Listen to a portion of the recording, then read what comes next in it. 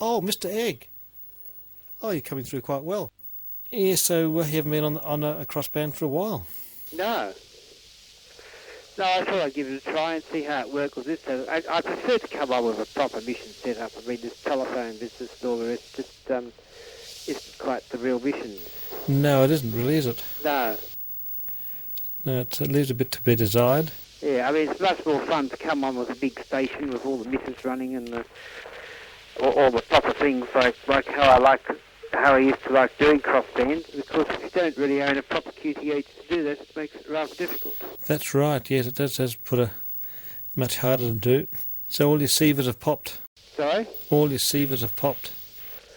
Well, I've got some transistor radios that work in the garage at Knowles, but they don't want to work in a reinforced concrete and brick building that works as a Faraday screen, and because it's a block of flats, it picks up all the TV sets at much higher strength than you. Doesn't sound good. So the 101's nice and narrow, it gets rid of the TV sets, but it's low-fi. If you put a loop tenors outside, it'd work.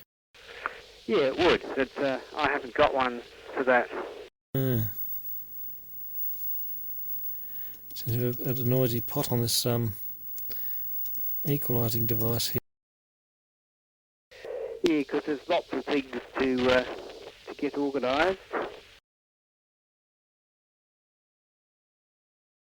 Well, the thing is, if you don't own the QTH that you're in, you don't have 20 years to gradually build the thing up and add everything as you go along, so things get pulled apart and moved, and you never get anything working properly. That's right, if you have to start again all the time. That's right, and if you have to keep starting again all the time, and you get sick of it, in the end you just end up with nothing properly set up or working.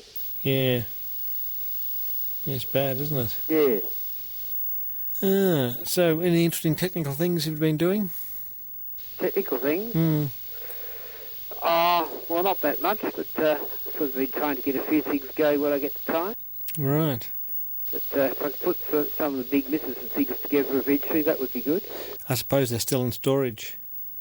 Well, the AT20's in storage, and the other one, well, the rack's outside, and the bits out of the rack are in boxes and covers and things. Oh, you mentioned, so what, you've been past Herb's place and you saw it, all the tenors had been taken down? Sorry? You went past Herb's place and saw all the tenors had been taken down? Yeah, that's right, yeah. Yeah, I know they... It was only about 3 weeks after the announcement. Yeah. And, I had a look 1 week and the antennas were there. And the following week I went past and they weren't there anymore. Yeah, they had a big field day and a group of us went down and sort of cleaned up the place. So who went down there? Oh, the group from the coffee break. Oh, yeah. And I was part of it too. We sort of went so there. So you went there as well? Yeah. Oh, yeah. Because the family didn't know what one end or the other from as far as the radio stuff was concerned. So we pulled down the tenors in really a day. Yeah. And they weren't very substantial tenors. They weren't that high. Yeah, no. And sorted out cleaned the house up and sorted out the gear and things. So what happened to all the other equipment? Well, it was basically sorted into lots that, stuff that was junk and stuff that might be worth money, and most of it was just junk. It was 1930s. Just there was very little there of any. There was nothing, no modern. They had a couple of old FT101s with the covers off, had been fiddled with some IC22s, the old crystal ones. Oh, yeah. But basically everything. Jeff said he lent him an FT101 or something. Jeff CNX. Oh, right. Yeah, the FT101 ZD or something. Yes, I think that one was put aside because it was known it wasn't part of the thing. Yeah, I think it was being organised. Yeah. But most of the stuff was ancient. Really wasn't of much value. Yeah. Probably did you have a big valve rack mounting 160 misses in the front of the house? Yes. In the back of that was that's. It was just bits of. What happened to that? One of that was sort of taken by various people to upgrade and get back on the air again on 160. No, yeah. So everything was sort of kept in house in that group. Yeah, so at least it didn't all go on the tip, because I mean, most of it would, if we weren't there, it would have all gone on the tip. Yeah, because there was an amateur who, I forgot this call sign now, he was in Kew near Knowles, near where my other QTH is. Yeah. And he was a pioneer in broadcasting, and he died, and it got written up in the papers, and all his stuff was out on the nature strip. Yep, well, that happens because and I got a whole other thing for there, because the family just got all this stuff. They didn't know what the stuff was, good, bad, and indifferent, and they just put it all out on the nature strip. Well, this happens, and it was good that everyone got together and sorted stuff out. So people have got things, and if someone got something, then everyone knows who's got it. So if someone else wanted it, or so it's not like everything just thrown out in the tip and anyone just takes it. That's right. But there was nothing like expensive, equipment that was worth money as such. It was really only worth anything to people who would play on 160 metres or build that type of gear. It's amazing. Yeah, that's mainly what he had, wasn't it? Homemade things for 160 and it all went back. World War II things and all that. Exactly. It really went back to the old days of wireless. Yeah, that's right. So it would have been quite interesting. Oh, it was, yeah. Yeah, the shack hadn't changed since, I filmed it in 1993. It hadn't changed a great deal since then. Yeah. If at all. Yeah. And but the thing is that all his pride and joy, all his Type 2 Mark IIIs or whatever they were, all sitting there, they all just got ripped out and the room tidied, and the 30 years of missions room there just disappeared, and it's all like, so what? Who cares? Doesn't matter anymore. And it's got tenors are gone, and there's no evidence, as you said, that he ever was there. Yeah, it's a pity. I mean, it would have been worth keeping all that as a museum mission station. Well, I mean, you can't do that because people want to get rid of the house and that's the whole problem. Funds. So unfortunately, and if there's a few $100s worth of radio gear, who cares? Get it out of there and let's get the place going. That's right. Yeah, it's just one of those things that happens. So at least, look, it worked out much better than it could have. Yeah. A lot of stuff. Well, most of it would have just gone to the dump master, but a lot was saved. So that was good. Yeah. Yeah. So, the antennas weren't, there was only, his 160 metre antenna would have been just about 25 foot high. I think there was nothing special. That was that thing with the big top hat thing on it, wasn't it? Just a top-loaded antennas. Yeah, with all the parallel wires going across on the top. That's right, yep. Just a little Marconi type tenors. Yeah, that's right. Yeah, I remember seeing that when I went past there on various occasions. Yes, I agree. I'm just agreeing with one of the things here. Yeah. So it's but a lot of those things just come out of that just go in the tip and all end up in the dump master when someone tuttles. Yeah, that often happens. Oh yes, it does. They've been collecting gear for hundreds of years, and it just they tuttle, and that just goes out. The relative just toss it out in the street. Yeah, because the family can't be bothered to hang on to it and work out what to sell to who and all the rest, so they just chuck it. The reason is because there's probably $50 worth of stuff there. It's not worth messing around for a few days trying to sell it. It's cheaper for them to just throw it in the tip. Yeah, that's right. I mean, an 813 or an old tuning gang might be worth something to somebody, but generally it's got no value. No, so most people just throw that out. Yeah, something modern they might think, that could be worth money, but most of it's just a lot of old junk, really. Yeah, to most people, that's right. Yeah, so I'm slowly getting rid of old junk here. Just everything's every week I fill up the rubbish bin with junk. So I'm trying to get rid of everything, really, anything that's not necessarily necessary. All goes in the dump master. It's a computer world now. We don't need all this junk. We can just have cyber junk, have a hologram. Yeah, but the computer things just aren't as much fun. well, it depends where you come from. From our generation, maybe that's right, but from the younger generation, computers are all the fun, aren't they? I mean, they're interesting, but I don't think they replace a big missus with big valves in it and big sievers and broadcast tape machines and all that. They just don't replace all that. Well, they do the same thing and much better. That's the only problem. Well, except that the audio that comes off a lot of computers has that computer sound to it. Well, I don't know about that. I mean, I've I'd prefer to record on the computer than a roller any day. The computer here sounds okay, it's nothing special. You don't have to worry about aligning the heads, you don't have to worry about tape equalisation, you don't have to worry about all these other things you have to worry about with tape. It's when people try and compress things too much, or try and, if you don't over compress your audio so it sounds like dab, you're okay. Yeah, we could get overly MPEG'd and things happen, yeah. Yeah, I mean, if a WAV file should be perfect. You don't have to have a very expensive sound card to get good results. Look, there's nothing wrong with analog, but for computerising, for recording and storage, it's certainly much more convenient. All my 50,000 reel-to-reel tapes, I'll just dub them all onto MPEG and just put the tapes in the dump master, I think. Not the crossband tapes, but all the hundreds of reel-to-reel full-track tapes I've got. I don't know what's on them, not even going to listen to them, I'll just dub them across and...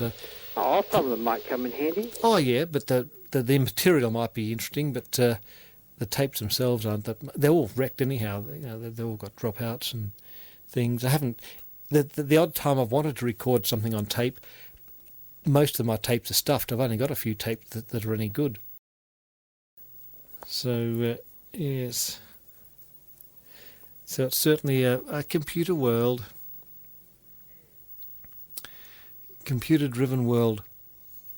Now, if you're listening on the 101, I've got 80 metres going now. You might be able to hear that better on 80 metres. Yeah, what frequency? 3670. Okay, well, I'll lose you for a moment, but I'll see what happens on 3670. Okay. Yeah, one person's junk is another person's treasure. That's exactly right. I could not agree more. And we have got our Echo linking, as well as our... That's pretty noisy. On 80 metres, is it? Is it worse than 160? Oh, that's sideband. Yes, yeah. It has been for about 3 years. I wonder why we do it. Well, that's working. All right, yeah, well, I'm just thinking if it's sideband, it's a bit silly listening to AM in sideband mode. At least this you're getting all the apparent information is probably getting through the filter. Yeah. So yeah, well, that's working. Yeah, well, it should. Yeah. Yeah, so we've got Echolink, and I see there's a few stations there, and we've got Skype running if someone wants to call up on Skype. Well, Skype would have its moments. In fact, you could actually run crossbands from way up the country and things like that with that. Well, we've had crossbands from various places, interstate and things. Yeah. Works okay. Yeah. So there's no problems with that. I see also listening on 439.925, and I'll just pull that off there. And see if anyone comes on UHF. Probably not. So yes, it's all very interesting. Well, it's not really. It's pretty boring, really. So anyway, it's an interesting conversation with Mr. Parker there. Yes, it was quite interesting, wasn't it? Yeah. So he spent all his time, making little equipments and things. So I suppose he, like everyone. You don't really know if you're going to, really, you waste your time doing stupid things, but I suppose if you enjoy it while you're doing it, that's the main thing. Yeah, well, that's the thing. Yeah. Well, I certainly think it's a lot better to do all these projects than to kick balls around ovals, and, I mean, sport doesn't interest me at all. It just seems I mean, you don't achieve anything. You don't have, it's not like you build the receivers and there's something finished at the end of all your effort to show what you've done. I always thought that when I was a little kid too. Yeah, I suppose so. Yeah, well, it depends. Different people think different things. Yeah, there's another so. SMS coming up the line now, so we'll see. Yeah, the internet's got less challenge. You just plug it in. Yeah, it's amazing how bad the dropouts are on quarter-inch tapes. Don't know how we thought it was so good.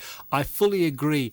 It is a pits. Look, even when quarter-inch tape was in its heyday, I used to it's okay for crossbands and things, but if you recorded a record and listened to it in Hyzophones, one side, it's just hopeless. There's dropouts and the image was shifting. It was a hopeless system. I mean, it was good for storing mono talk programs, that's about all, and that's all we had. But, it's terrible. And as I said, I haven't got one decent tape here now. They've all stuffed. So there's no point keeping them. Just dub off what's on them and hope for the best, I guess. And I see we have a VK6 on the line from Echolink. I wonder if he'd like to say something. So what I will do... Now, have I got it patched in here? I'd have to push that button there, wouldn't I? Hear I haven't tried any Echolink things. So, I had IRLP going, as I was saying to Peter. VK6NQE, we'll see if he's got something to say. So I don't normally use Echolink as a return link. Yeah, I'm just going to go and get another piece of junk to try tuning in some things. I'll be back in a tick. Right, back again. This is a test transmission from the Griffith Radio Telephone Exchange. You don't say. That's a very official announcement. Sounded most official, didn't it? Yeah. Yeah. Yeah, I've dug out a handheld that might go flat shortly, but I've dug out a handheld that might work for a little while, but it hasn't been charged, so it probably won't see for that long. Oh, right, okay. Well, you should keep things always charged. That's what I've always found. Well, yeah, the FT23, I've got plug-in batteries. You've got to unplug them, put them into several of those chargers, because I haven't got a charger that actually charges them when they're actually in the battery holder. Oh, right. So it's a lot of stuffing around. At least it's a change listening to someone who's not static and crashing for the last few hours like Mr. Parker was. Yeah, that's right. Well, his static made it even worse on top of, because 80's pretty noisy.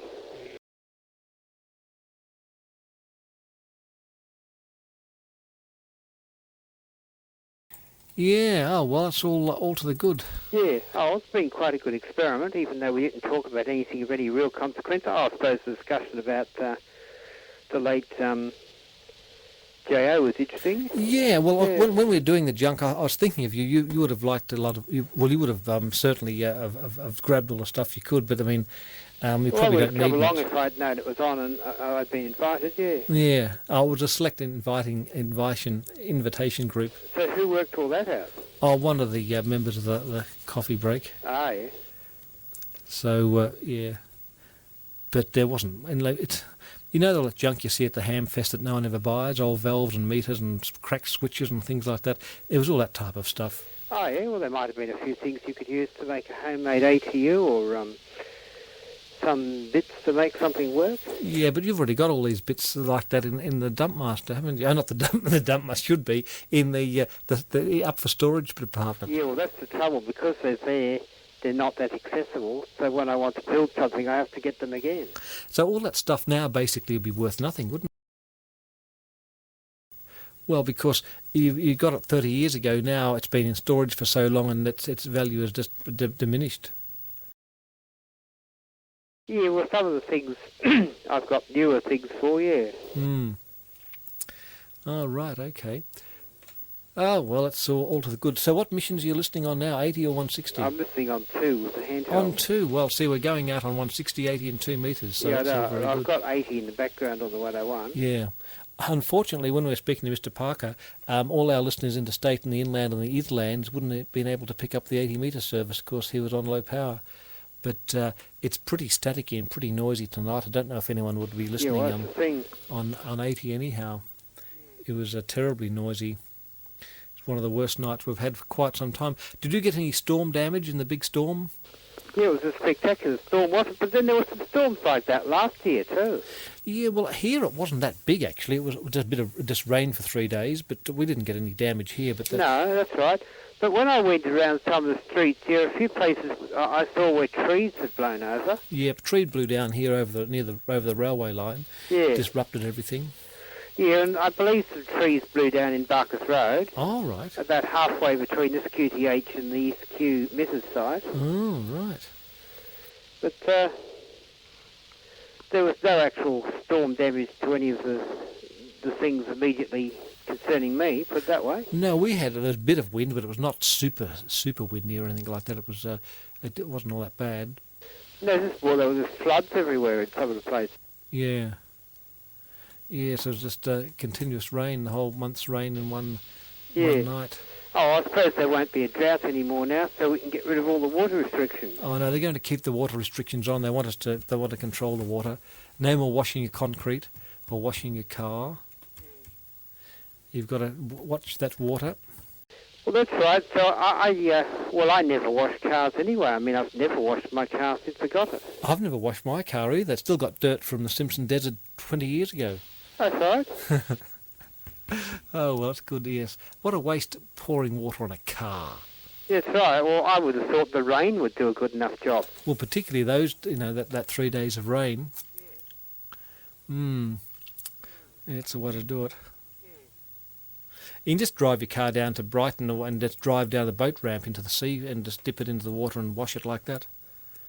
Well, I suppose you could, but then you have salt water, wouldn't you? Oh, yeah. Which rusts the car out. If you're going to sell it the next day, it wouldn't matter because it'd look nice and shiny and the person who buys it wouldn't know.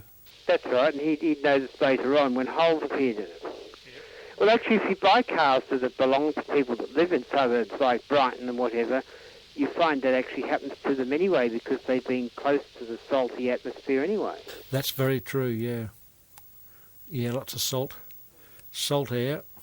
That's right, and so that starts the car rusting really quickly. Yeah, it's a bit of a... Well, they rust anyhow. You've still got that red car or orange car? Yeah. Going well? Mechanically it's going well, but I need a few bits and pieces to make it look a bit better. I mean, it's got... The door was tied up with rope, I think, wasn't it? Yeah, well, the hinges are stuffed, and you can't just unbolt them and put new ones on like you could with the Austin or whatever. Oh, no. They don't make cars like the Austin anymore. The Austin Powers.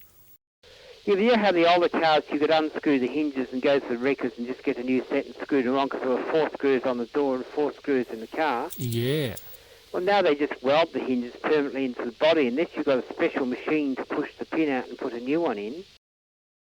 You can't fix it. No, that's right. Oh. You can't just fix it with a few hand tools and things like you could with the older ones.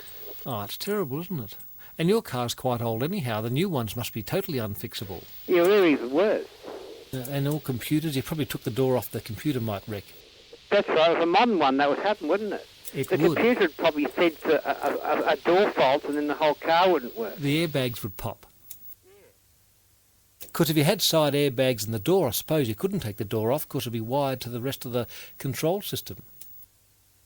Yeah, it might be too with the computer things, then the whole car wouldn't work. The whole car would explode and you'd have to spend $20,000, the cost of the car, to get it fixed. Oh, well, I think they should have more of those old Austins. They were reliable cars. Yeah, well, actually, a lot of the older cars made then were better for fixing than a lot of the newer ones. Yes, well, they had to be, of course, they had to be fixed a lot. Well, some of them, yeah. Well, you've had that car of yours for quite some time now, haven't you? Yeah, I've had that one for about 15 years or more. It burnt out when you're trying to tow the mitters back from Warrnambool or somewhere? Yeah, the one where it developed a leak and the automatic transmission fluid leaked out of it. Is that what happened? Yeah. So it didn't really damage anything. There was this stupid rubber hose inside something and you couldn't see the top and all the transmission fluid dripped out the bottom of the car. Oh, so there was no major damage? No. Oh, that's good, isn't it? Just have to buy some more fluid and fix up the hose. Well, you're meant to have lots of months and just buy a car and in 3 years throw it on the tip and buy another one. That's right, yes. In fact, some countries nowadays have legislated that after you register your car 3 times, you cannot register it again. You have to buy a new one. Is that right? Yes. That's why you get some of these cheap imported luxury cars that are about 3 years old. There are companies that import them because in Germany and Japan, after 3 years or so, you can't register your car anymore. You've got to buy another one. So the ones that are 3 years old actually get shipped out to other countries where they don't have that law. So you get a good car. It's only been used a few years.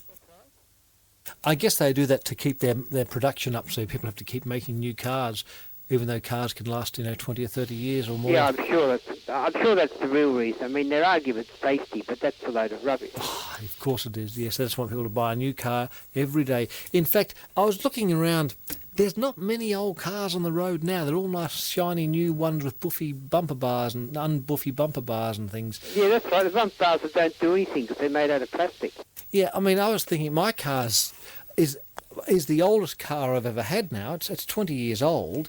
Yeah, well, mine's 22 years old. Yeah, there's not many people with those age of those cars. Most people have modern cars, well, more like 10 years old or whatever.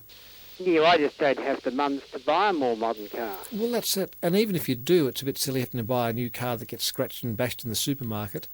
That's right. So what's the point of buying a new car? That's right. And, you know, you hit a possum on the way home and the airbag pops and you've got to spend $10,000 fixing that. And it blows your eardrums when it pops because it's a little explosion. So that's right, because they use the explosion to make it inflate. That's right. So if they made a mistake and put the wrong amount of explosions in there, the airbag would pop and it wouldn't do anything. Well, they could put too much TNT in the airbag. And the car would blow up. You have a minor bash and they open the car and there's just dead bodies with heads blowing off in there. Yeah, that's right. And the airbag was a bit too airy. Yeah, that's right. Yes, they're rather delicate thing. And in 20 years' time, all the old cars with airbags, it'll be just popping, going bang, bang, bang, just because the computer or something in the airbag's gone berserk. Yeah, well, it might go pop while you're driving along and then actually cause you to have an accident. Well, it would. If you were driving along in traffic and the airbag popped, you'd be knocked out and then you'd have a crash. That's right. And in a crash, of course, the airbag's already popped and you wouldn't get the protection from it. I think it was much better the old Holdens with the metal dashboard with the pointy knobs and all those flashy 60s pointing metallic chrome things that would just jab into you when you bashed.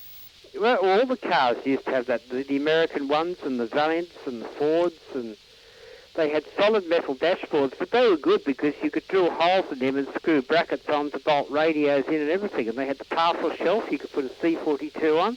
I mean, nowadays, if you get a Zoll's car phone, you can't fit it into the car. Right, you can't just screw... In fact, modern cars, very hard to put any emitters in them at all. That's right, because the dashboard's all made out of plastic that doesn't take too kindly to screwing things in anyway. Yep.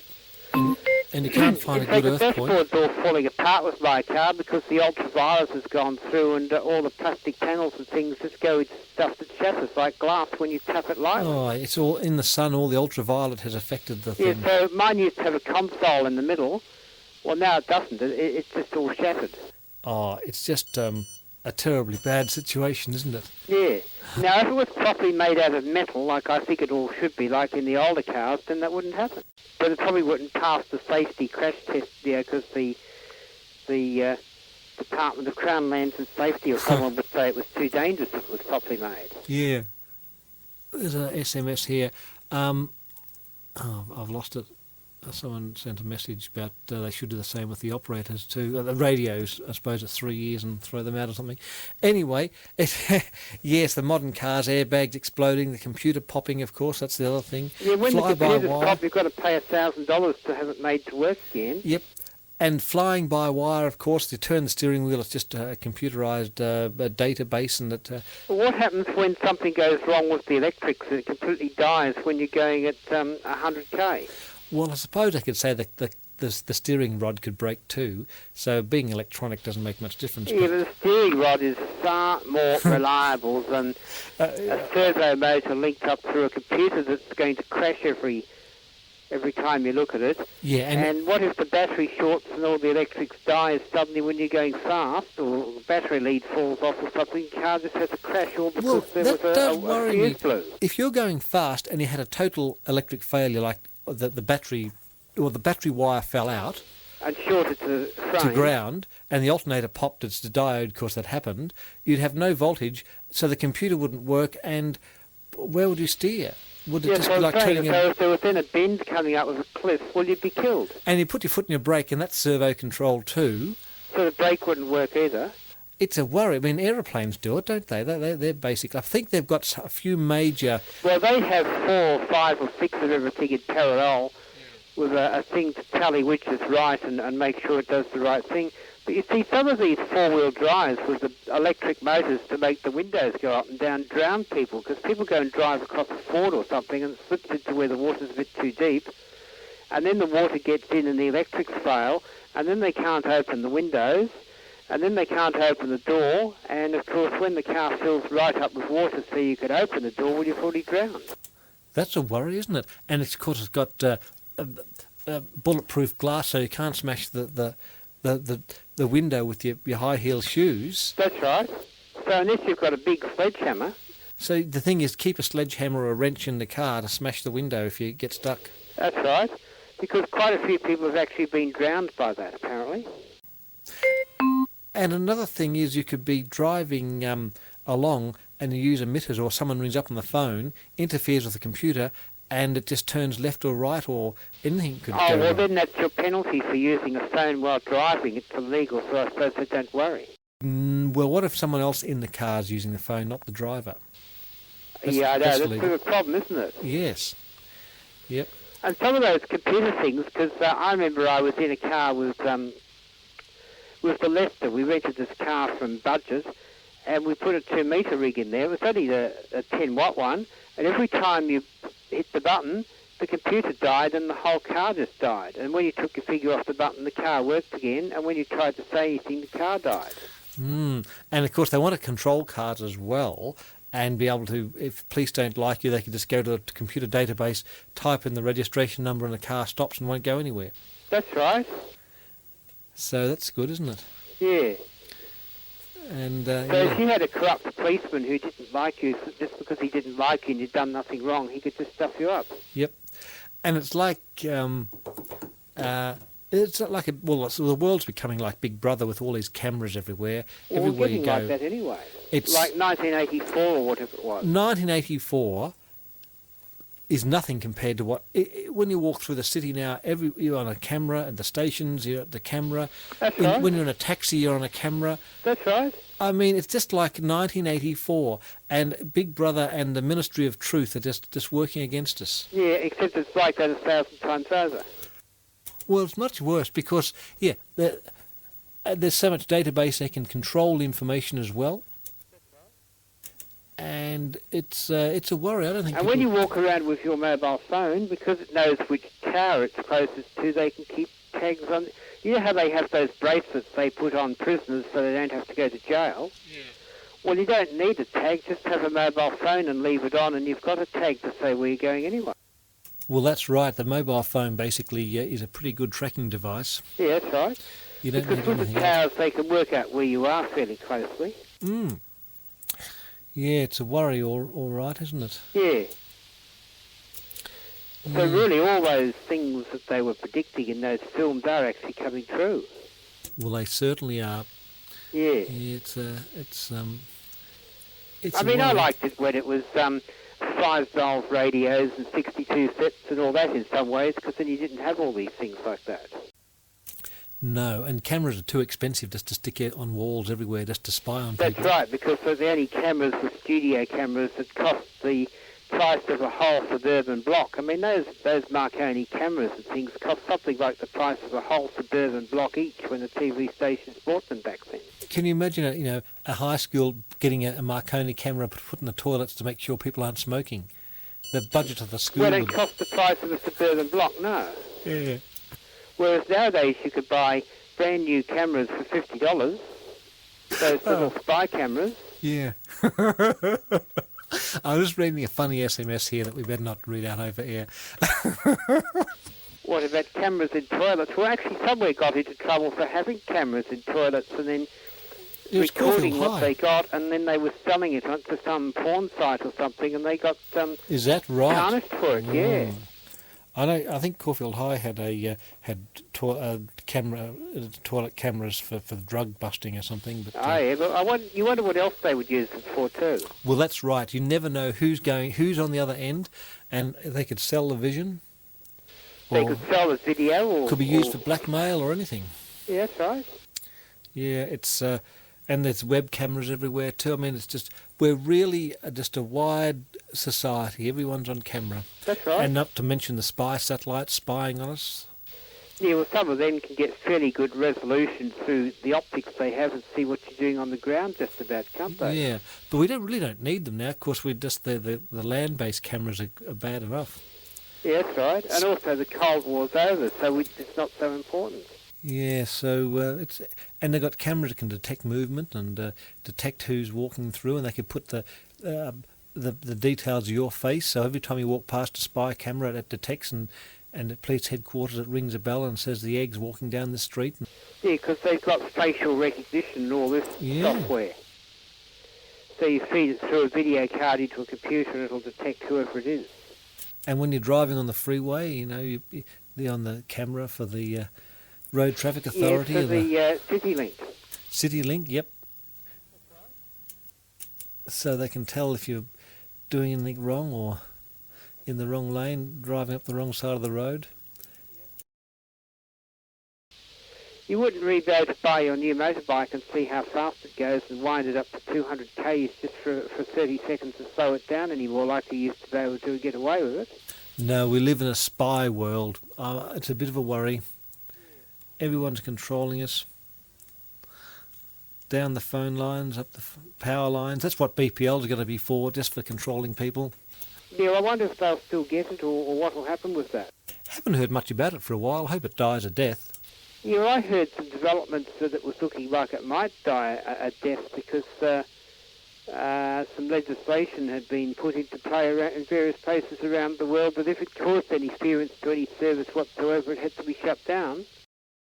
Yeah, a bit different to the regulations here. They don't seem to care. Well, Australia was one of the countries that legislated these new regs about that. All right. Look, it was on the WIA thing I looked at. All right. Yeah, well, it seems a silly pointless because there's so many other ways of distributing broadband via the phone line and cable and DSL. And why don't they do it by light beam? Well, light beam would be quite good. You'd have... you can imagine if you had a light beam on Mount Dinong and on the Rialto building or that new Grollo building that's going up. And you could up. have the old ones that we used to make with the big regulator valves and the mercury lamp and the photo multiplier. The light beam, well actually no, the person who invented the light beam was in Cassell's Popular Science to add a picture of the thing, and it was done in 1885. You're joking. Yeah, it had a system with a mirror that vibrated in the sun and then a photo cell receiver. And that worked over 500 to 1,000 feet then with a telephone earpiece off the photo cell. Right. So light beam, and it used the sun shining in the mirror. So that'd be bright. The real inventor, I've forgotten his name, but it was invented in about 1880. It's as old as the telephone. Yeah, I suppose it's, they would have thought that's quite a good thing. Yeah. And it was also experimentally used in both World Wars. Well, actually, radio was invented by Les Jenkins. I've still got that full-track tape that was Les Jenkins saying he owns all the bands because he invented the concept of frequencies and he invented all radios. Did he really? Well, that's pretty good, isn't it? Yes, so he was a very brilliant man. Yeah. Oh, and he had a whole slab of pennies to come on there and say that. And he was having long overs where I'd go out and come back home again and he was still on the same over and hadn't put it back to me. He said that the invention of the vacuum tube put electronics back about 100 years, which is probably true. I don't know whether it's true or not. Because, well, I suppose that the concepts didn't matter if they're using vacuum tubes or solid state. They learnt the same things, I guess. But if valves weren't invented or came up to the same level of sophistication that they did, maybe they would have worked on solid state stuff beforehand. Yeah, but even to this day, you still find that at the higher microwave bands and whatever, that there aren't any solid-state things that put out high power at very high frequencies. I mean, they still make special inductive output tuned special valves and things that work at those frequencies because they haven't got any solid-state things that work there yet. Yeah, I guess you've got a point there, but for most things, of course, it's all solid state.